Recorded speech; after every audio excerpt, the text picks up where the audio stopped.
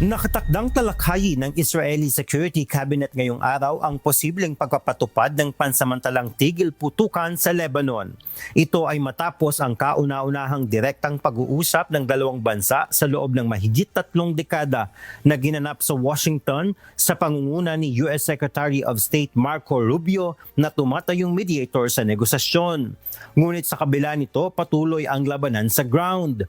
Nagpapatuloy ang pag-atake ng Israel sa timog at silangang bahagi ng Lebanon habang tinatarget ang mga pinaghihinalaang kuta ng Hezbollah.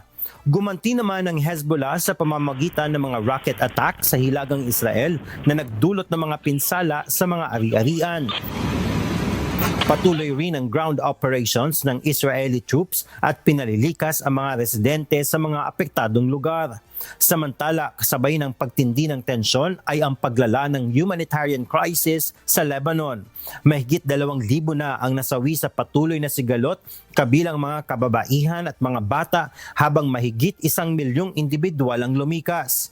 Sa kabila ng mga pagsisikap sa diplomasya, nananatiling hindi tiyak kung agad na makakamit ang ceasefire dahil sa magkakaibang paninindigan ng dalawang panig.